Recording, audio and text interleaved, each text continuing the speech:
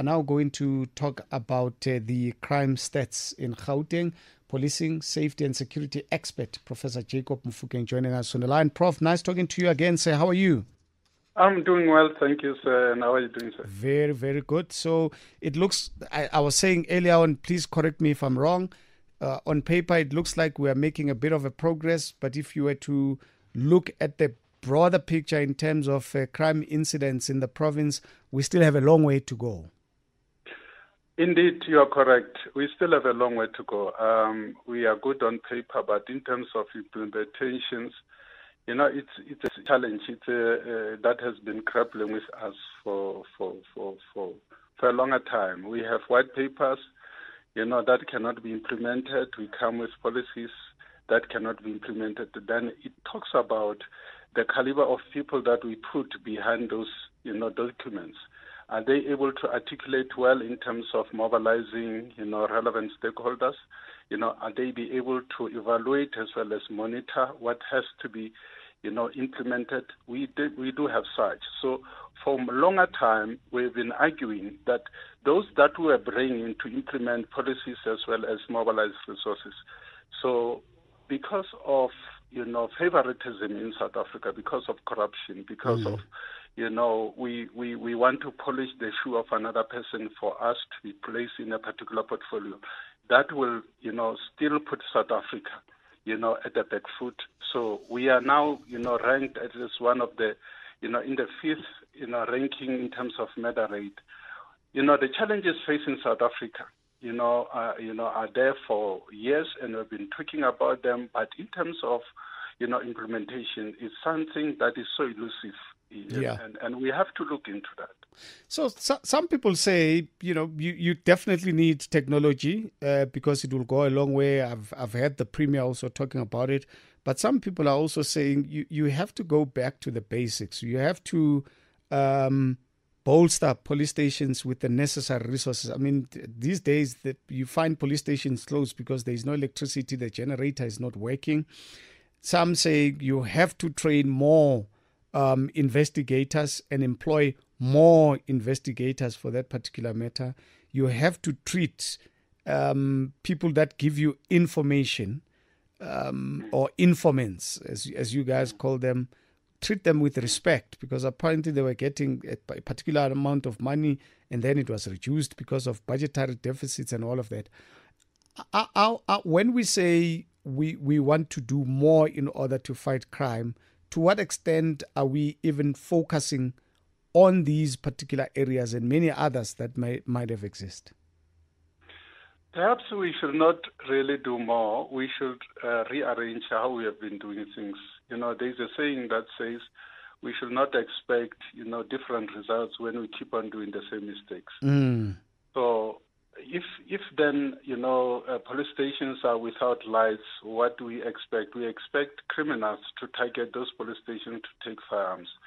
If we keep on hiring wrong people and keep people that, are not really bringing their side to be able to, command respect, as you also indicated that we work with informers. And if then you treat them like they are secondary citizens, they are not important, and how you treat them, we still have that kind of people that occupying offices that with the ego that cannot even feel that they're offices. We still have things that needs to be done differently. When we employ people that are not supposed to be employed in our workplaces, we are rendering South Africa to be a violent where people will be angry. You look at the level of crime that are committed, the anger behind those acts. It shows that we are an angry nation, meaning what? Whatever that we are doing, then it seems that it does not touch for ordinary people.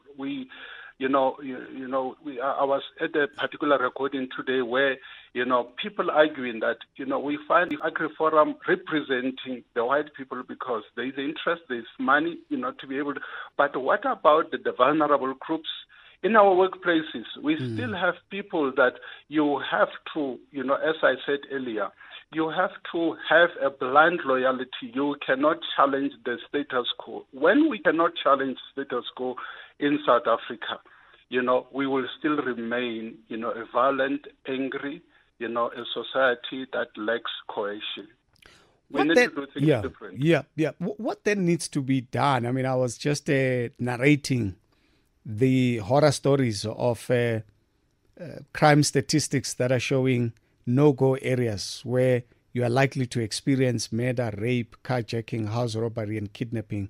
Top 10 police stations that list higher in terms of reported murder, that list higher in terms of reported cases of rape.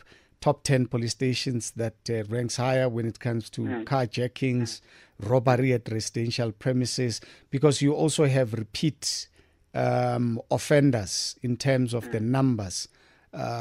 You find Mamelodi East, you find Roodepoort, you find Moroka, basically listed in each and every list. You also find in the main Ivory Park, I think it is, that is found on almost every category.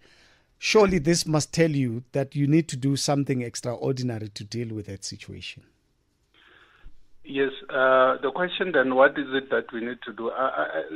Let me make an example of in someone that we celebrate in South Africa. The Provincial Commissioner of KwaZulu-Natal, and how then lately, he was, confronted with some bit of controversy. What does it say? It says that whenever someone who's emerging, someone who gives hope, then we will target that particular person, to remove that kind. So we need people like him, people that, if they are appointed, can really understand, interpret policies, legislations, white papers. That we need leaders who can be able to, to work for the community. These days, whenever someone is elected to a senior portfolio, it is because the president might have favored that particular person for certain reasons. I think if we can then look at people who can work and implement this and be able to mobilize, communities and people who are not there for their friends but who are there for communities, I think we can be able to do things differently in South Africa. Just as a parting shot, and I ask this question to many of your colleagues because this is a big concern to most South Africans. Do you see the light at the end of the tunnel when it comes to crime fighting in this country?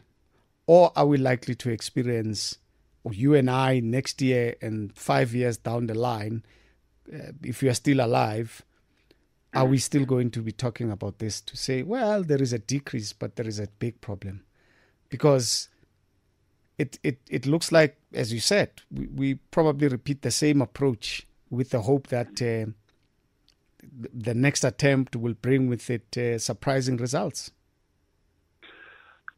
I think we need to, as a long-term or medium-term, let us embrace young people in South Africa and let us invest in them. In any policy decision-making processes, let's bring young people.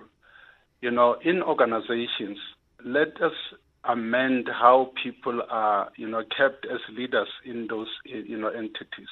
Instead of a person who's, advanced in age to be able to have a second term, in leadership, make it one, where you really identify promising young people who can really come and, move this country to a next level. Because we have a problem of young people who are unemployed and as well as those that are discouraged. And, nature abhors vacuum. Wherever government is failing to, come in front to be able to address the needs as well as the challenges in society, young people have been recruited. And these are very, intelligent people that are using technology. You mentioned technology at some stage.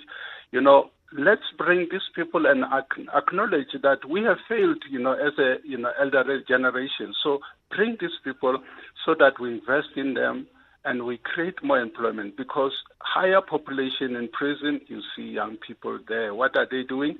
Somebody said it's a university where they learn more tricks and they come out very angry. You look at the intensity of crime that they are perpetuating. People who are committing gender-based violence, men who are frustrated, because of challenges that are happening in society.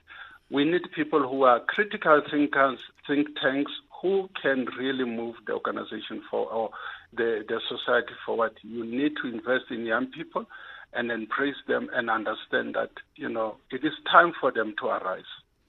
Got you. Thank you so much, sir. Thanks for talking to us, Prof. We really appreciate it. Thank you so much, sir. Thank you so much. Just to give you a sense, contract crimes have dropped by more than 8%. Within this category, the murder rate declined by almost 11%. Murders, according to the provincial commissioner in Gauteng, are mainly committed at a public place and then at the residence of the victim or the perpetrator. He said that despite a drop in the murder rate, 191 victims were recorded and 75 dockets were registered in the system.